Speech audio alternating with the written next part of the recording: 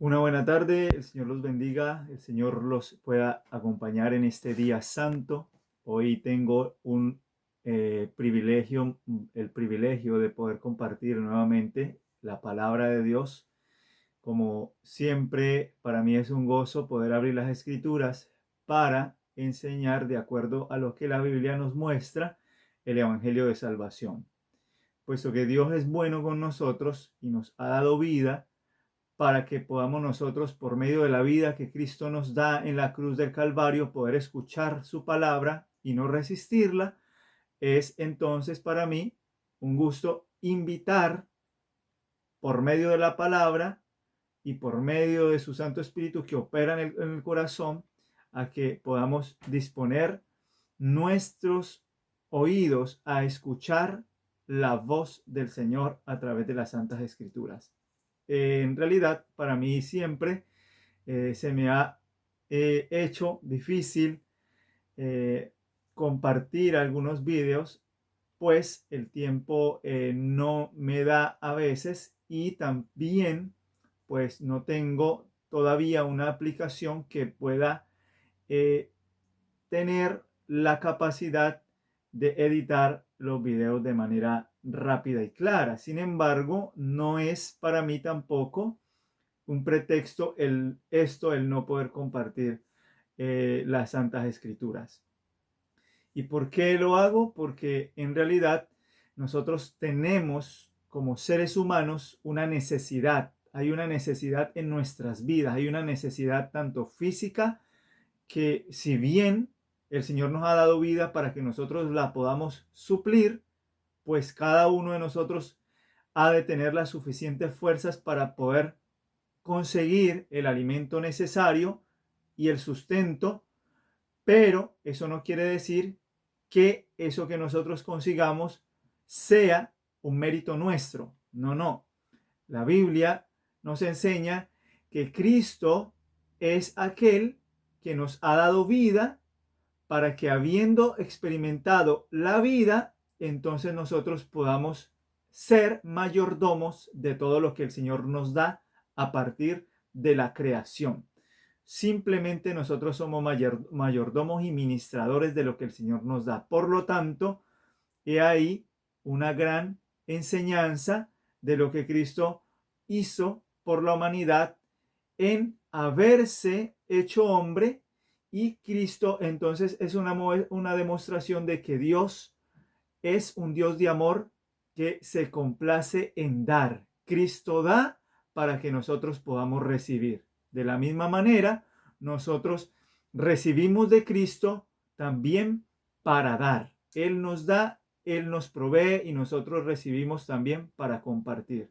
De gracia recibisteis, dad de gracia. De manera que todo lo que tenemos le pertenece a Dios, aún nuestra propia vida. Por la sangre de Cristo y por la muerte en la cruz es que nosotros, santos o pecadores, dicho sea de paso, aquellos a los que la Biblia llama santos son aquellos que han aceptado a Cristo como su Salvador, y entonces el Señor ha purificado sus mentes del pecado y los ha apartado de la iniquidad, los ha hecho obedientes a su santa ley, a la ley de amor, por medio de la gracia, por medio de la obra del Espíritu Santo.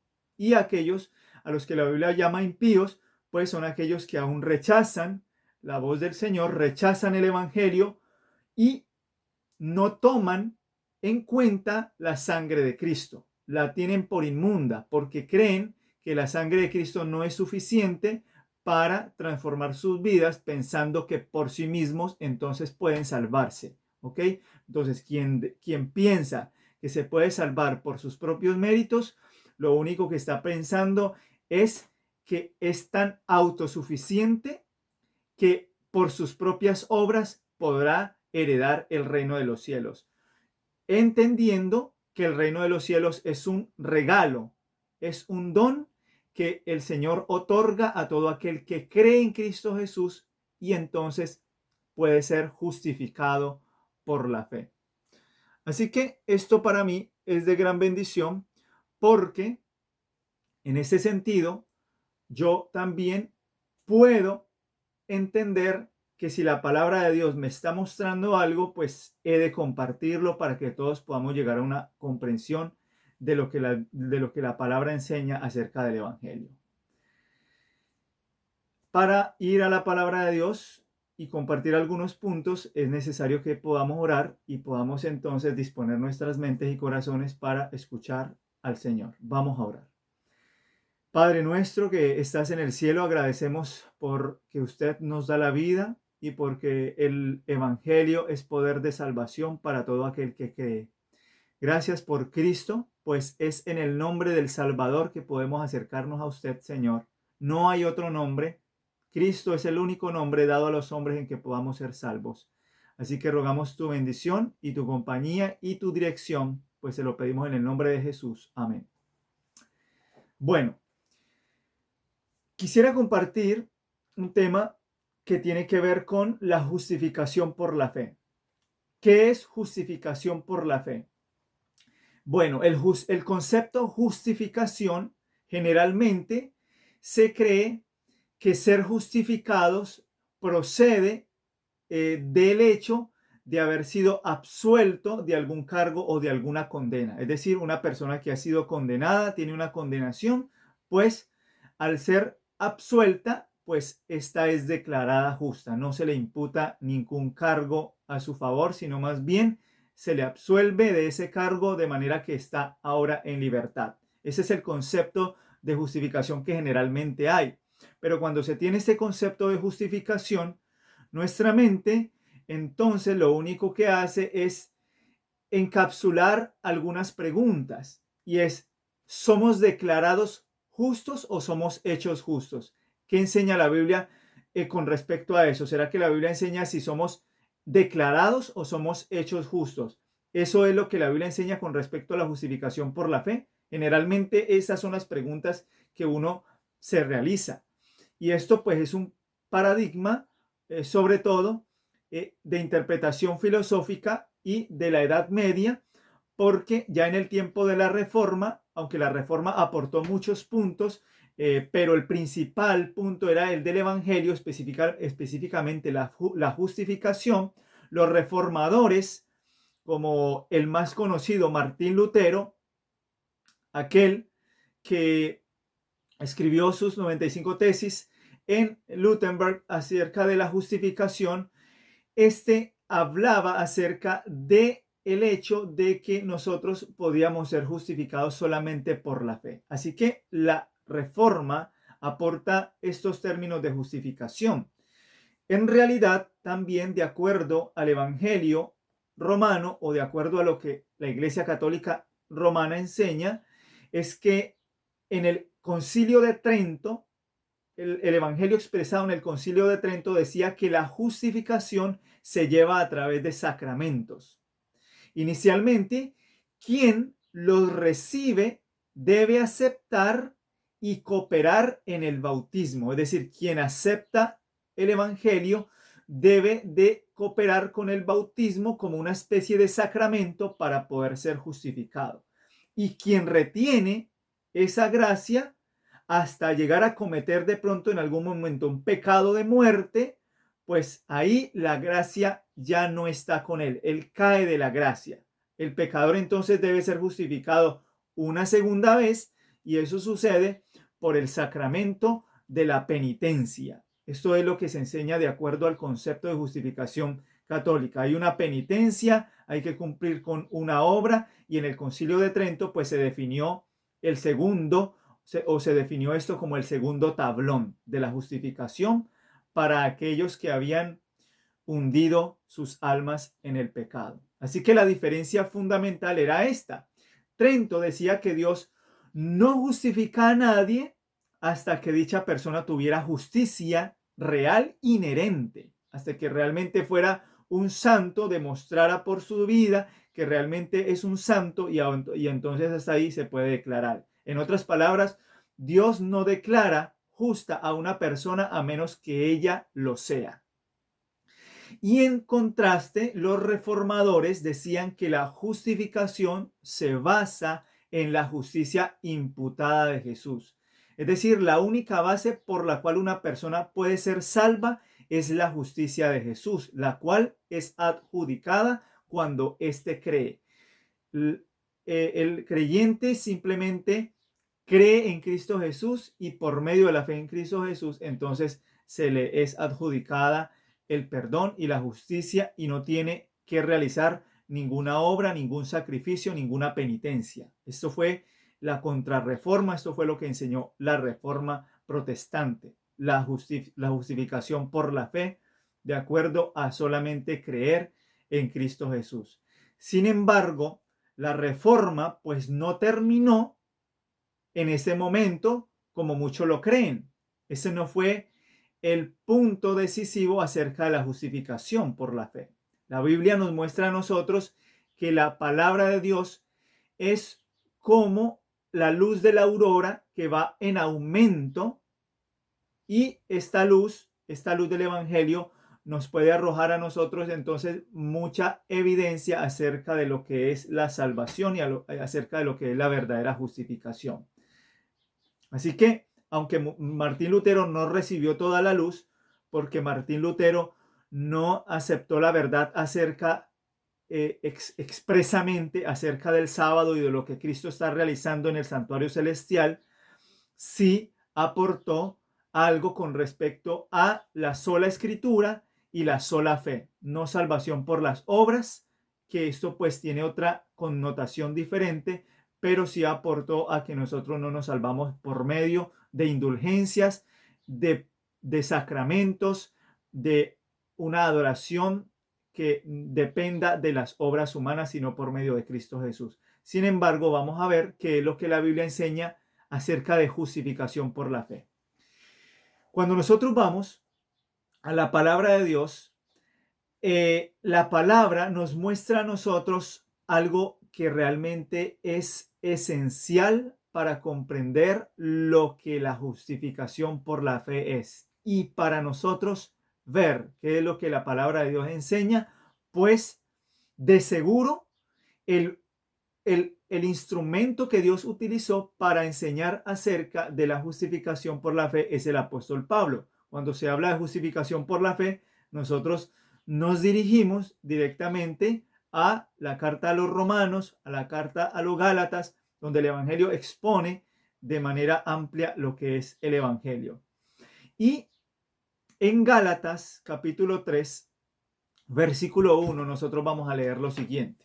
Gálatas capítulo 3, versículo 1, podemos ver en la palabra de Dios lo siguiente. Dice así: Oh Gálatas insensatos, ¿quién os fascinó para no obedecer a la verdad, a vosotros entre cuyos ojos Jesucristo fue ya presentado claramente entre vosotros como crucificado?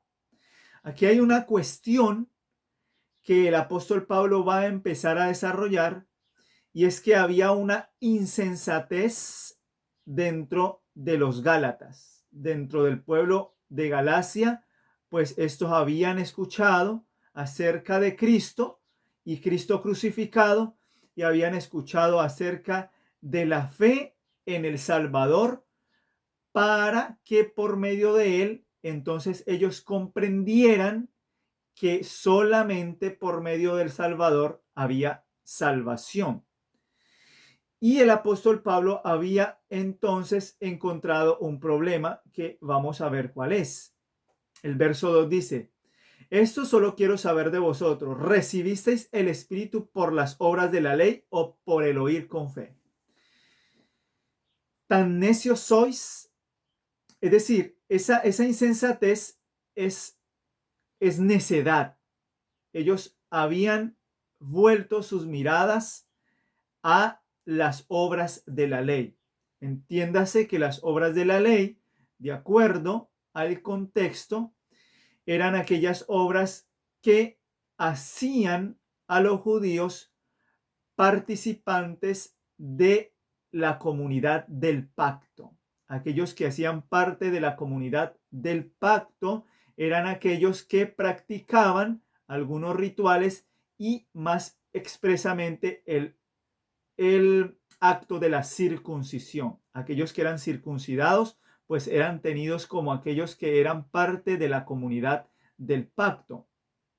podían entonces llamarse hijos de Abraham porque habían recibido el rito de la circuncisión. Así que este término, obras de la ley, tiene que ver con las obras que implica ser participantes de este pacto en el cual el pueblo judío pues hacía énfasis. Pero el apóstol Pablo se estaba dando cuenta de este problema. Se estaba dando cuenta de que ya se estaban desviando de la fe en Cristo Jesús como su garante y como su sustituto, y se estaban desviando a volver a las obras de la ley. Por lo tanto, el apóstol Pablo dice: tan necios sois, habiendo comenzado por el Espíritu, ahora vais a acabar por las obras de la carne. Tantas cosas habéis padecido en vano, si es que realmente fue en vano. Gálatas 3, versículo 5 dice: aquel pues que os suministra el Espíritu y hace maravillas entre vosotros, ¿las hace por las obras de la ley o por el oír con fe? Aquí el apóstol Pablo entonces va a demostrar que no es por las obras de la ley, por cómo somos aceptados en Jesucristo, sino es por la obra del Espíritu que trae a nosotros a Cristo. Y entonces al aceptarlo y al escuchar con fe la palabra, entonces podemos realmente experimentar la justificación. No era por la circuncisión, no era por las obras de la ley, sino más bien por la experiencia de la vida en Cristo Jesús a través de las promesas del pacto eterno. Y eso es lo que vamos a ver enseguida. Así que justificación por la fe y su significado bíblico, nosotros lo podemos ver en Gálatas capítulo 3, versículo 6. Gálatas capítulo 3, verso 6 dice: así Abraham creyó a Dios y le fue contado por justicia. Ahora lo que el apóstol Pablo va a hacer es hacer frente en su propio terreno a estos que estaban enseñando un falso evangelio, un evangelio diferente. Él les va a hacer frente con estas palabras. Si ellos dicen que para ser hijos de Abraham, ellos tenían que circuncidarse o tenían que hacer alguna obra que los hiciera relacionarse con ellos como verdaderos judíos, entonces el apóstol Pablo les va a decir: así Abraham creyó a Dios y le fue contado por justicia. Es decir, el apóstol Pablo dice que el creer les es contado por justicia. La justicia no viene por las obras de la ley, sino por el oír con fe. Aquí no hay una declaración judicial. El apóstol Pablo no está hablando de que aquí Abraham se arrepintió de sus pecados y entonces el Señor le imputó su justicia y lo liberó de una carga, y entonces aquí hubo una adjudicación, aquí hubo una declaración legal. No, aquí no se están hablando de términos legales judiciales. Aquí se está hablando de la justicia que viene por la fe. Y el verso 7 de Gálatas capítulo 3 dice: sabed por tanto que los que son de fe, estos son hijos de Abraham. En otras palabras, todo aquel que cree en Cristo Jesús por medio de la fe que Él puede poner en nuestro corazón cuando escuchamos su palabra, estos son verdaderamente hijos de Abraham. No son Abraham meramente aquellos que han sido circuncidados y que hacen parte del pacto y que son judíos por herencia de genética de Abraham, no, sino que ahora son aquellos que por la fe han escuchado la palabra y el Espíritu Santo ha operado en el corazón. Y dice el verso número 8: y la Escritura, previendo que Dios había de justificar por la fe a los gentiles, dio de antemano la buena nueva a Abraham.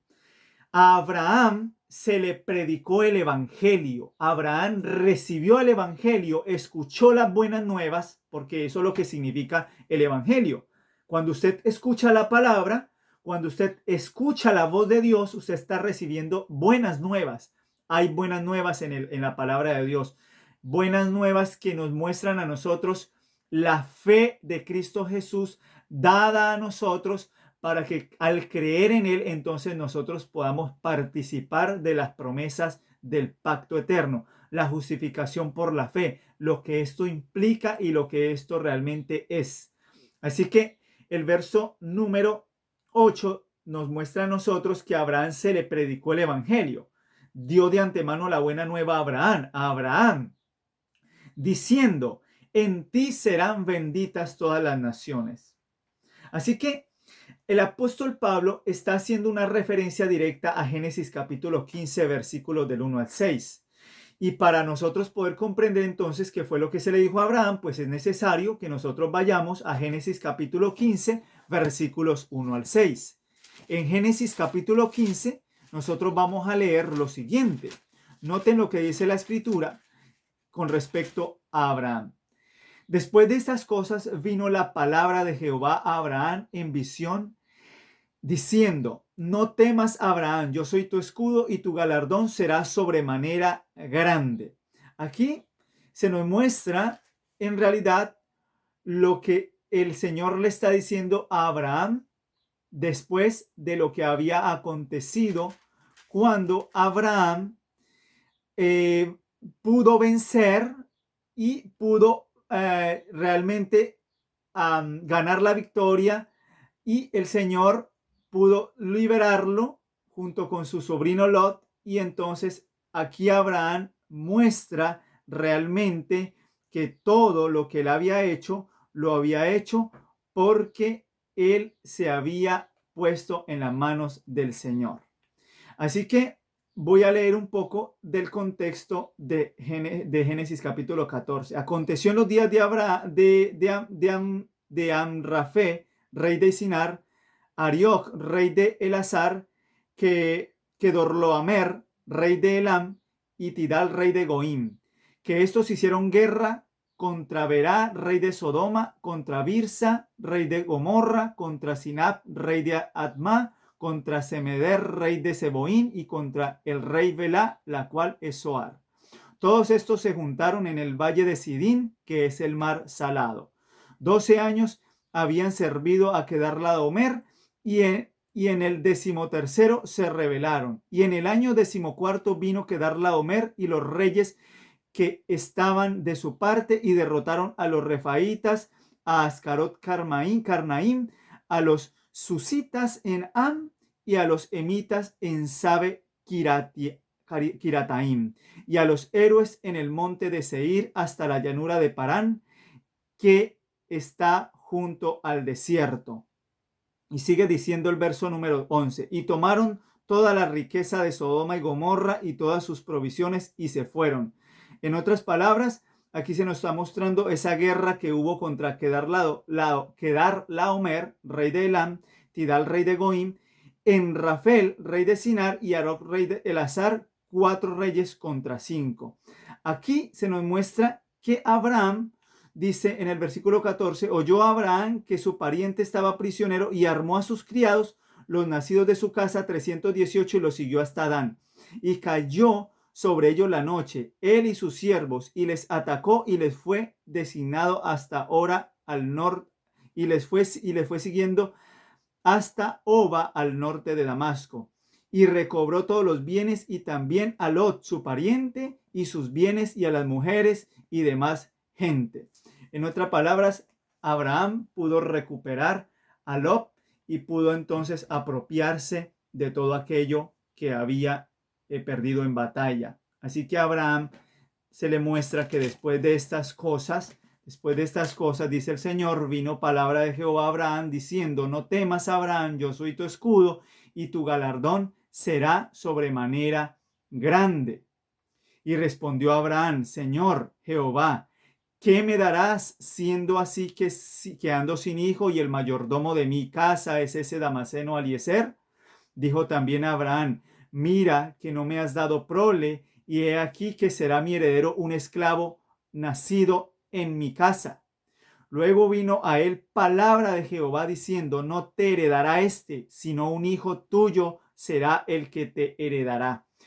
Abraham creía que Dios no le podía dar herencia. Él estaba mirando Asimismo, él estaba mirando su entorno, él estaba mirando las circunstancias y le parecía difícil que a partir de estas circunstancias de tener un esclavo, él no iba a poder darle una herencia que viniera realmente de su sangre.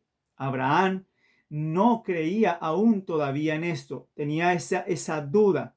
Por eso le dice al Señor, mira que no me has dado prole, y he aquí que será mi heredero un esclavo nacido en mi casa.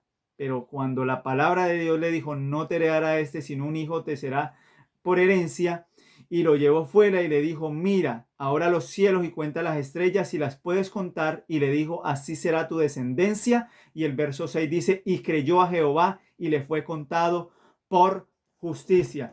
De manera que aquí no estamos viendo ninguna declaración, aquí estamos viendo una promesa. Esa promesa dada a Abraham de que él iba a tener una herencia que no iba a ser de esclavitud, sino que iba a ser por medio del Espíritu, que no iba a ser por medio de la carne ni del esfuerzo humano, sino que iba a ser por medio de la palabra de Dios que opera y trae las promesas del Señor a nuestras vidas. Al creer Abraham en esa palabra, le fue contado por justicia. Esto es lo que enseña el texto bíblico.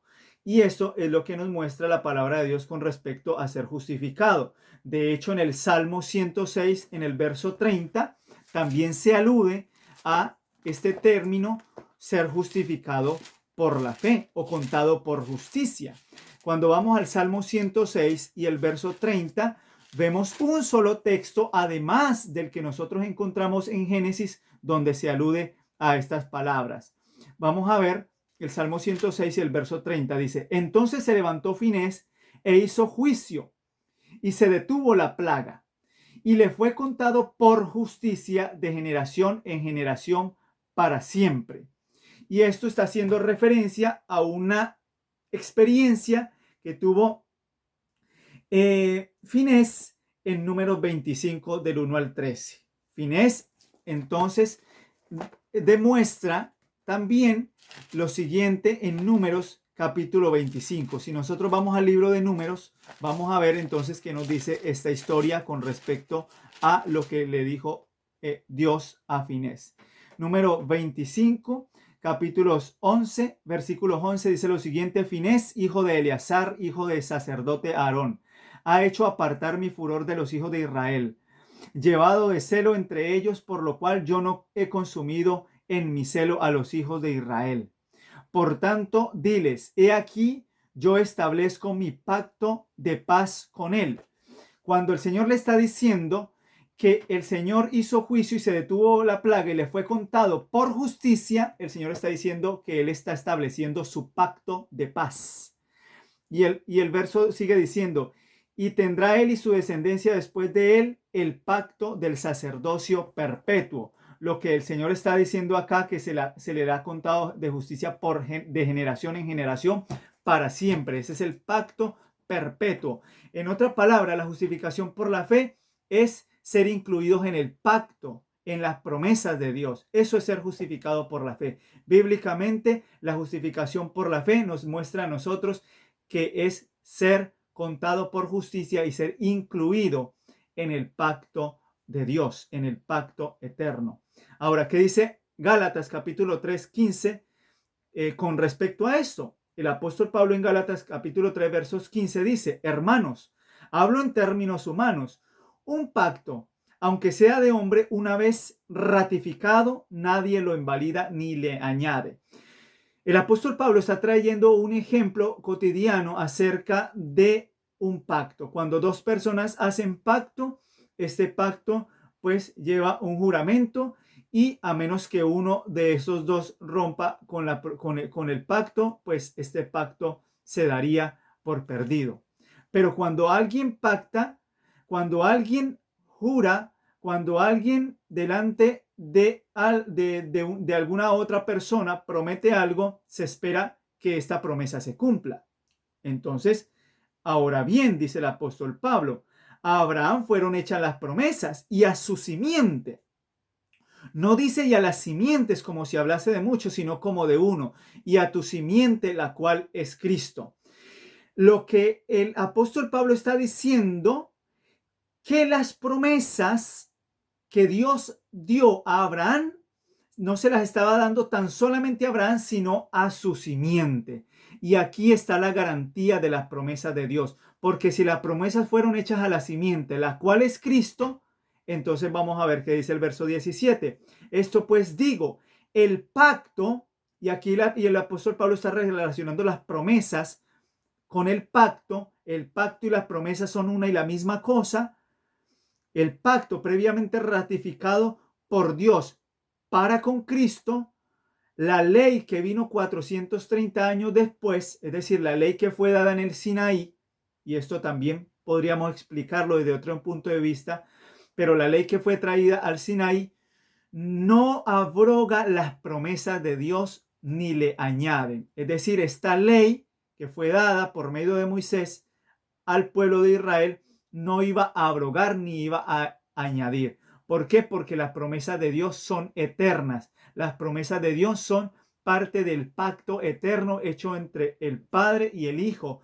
Y entonces estas promesas incluyen la vida eterna, la herencia eterna, pero también incluye la ley de Dios, la ley que es puesta en la mente y en el corazón. Y es por eso que esta ley que vino 430 años después no lo abroga ni le añade para invalidar la promesa. Porque si la herencia es por la ley, ya no es por la promesa. Pero Dios la concedió a Abraham mediante la promesa. La herencia es por la promesa, por la herencia del pacto eterno. Así que cuando el creyente cree en la palabra de Dios, y esto es para toda la humanidad, para todo el mundo, tanto evangélicos, católicos, musulmanes, hindúes, Cristo murió por todos. La escritura es una sola, no hay otra. La salvación viene por medio de la fe en Cristo Jesús y Cristo nos hace herederos entonces de la promesa. Cuando el creyente cree en la palabra de Dios y en sus promesas, Dios lo incluye en el pacto, lo hace beneficiario del pacto, de la herencia de la tierra nueva, y entonces en Cristo Dios nos hace participar de las promesas del pacto eterno. Aquí no hay una declaración, aquí no hay ninguna adjudicación, aquí hay promesas. La humanidad de Cristo nos hace participar de los beneficios del pacto y somos aceptos en el amado. Toda la humanidad en Cristo ha recibido el perdón, ha recibido la justificación y cuando cree en Cristo, entonces somos coherederos juntamente con Él y podemos participar de las promesas del pacto eterno, la herencia prometida. Y entonces el Espíritu grabará la ley en la mente y en el corazón. El Señor nos ha dado ya la promesa de ser herederos de la tierra nueva. La tierra nueva es la promesa del pacto eterno. Fue dada a Abraham, pero fue hecha a la simiente y la simiente es Cristo. De manera que todo aquel que cree en Cristo es participante del pacto, se ha hecho beneficiario del pacto eterno. Por eso la justificación por la fe, de acuerdo a la palabra de Dios, es realmente una vida en Cristo Jesús, participando del pacto, participando de las promesas que nos dan a nosotros la posibilidad de ser aquellos herederos de Dios juntamente con Cristo. Cristo ha vivido en esta tierra para cumplir con las promesas del pacto. Cristo se hizo hombre para que todo aquel que en él crea no se pierda, sino que tenga vida eterna. Por eso es que nosotros hemos sido ahora injertados en el olivo, en la vid, en esos olivos que realmente nos muestran a nosotros que, habiendo sido esas ramas silvestres, fuimos arrancados contra naturaleza e injertados en el buen olivo. Eso es lo que dice el apóstol Pablo en Romanos capítulo 11, 24. Cuando nosotros estábamos siendo simplemente enemigos de Dios, ahora el Señor nos ha injertado en este pacto. Y cuanto más estos que las ramas naturales serán injertados en su propio olivo, dice el apóstol Pablo en Romanos 11, 24. Es decir, nosotros ahora somos injertados, como que somos injertados, unidos a este verdadero olivo y vamos a poder ser participantes de estas promesas del pacto del Señor. Así que los cristianos gentiles llegaron o llegarán a ser participantes del eterno plan de Dios para la salvación. Y esto es lo que hace que todos podamos ser herederos según la promesa. No solamente aquellos que son de Abraham, sino que todos aquellos que por la fe creen en Cristo Jesús. Y esto es lo que nosotros vamos a ver más adelante con respecto a lo que el Señor nos ha hecho ministros entonces de un nuevo pacto. ¿Qué significa ser ministros de un nuevo pacto? Esto es lo que la palabra de Dios nos enseña en ser justificados por la fe, creer en Cristo Jesús, aceptarlo, es ser herederos juntamente con Él. Y eso es realmente el pacto de la gracia. Quien no se resiste a ese pacto de misericordia podrá entonces ser coheredero con Cristo Jesús y heredero según la promesa. Que el Señor les bendiga.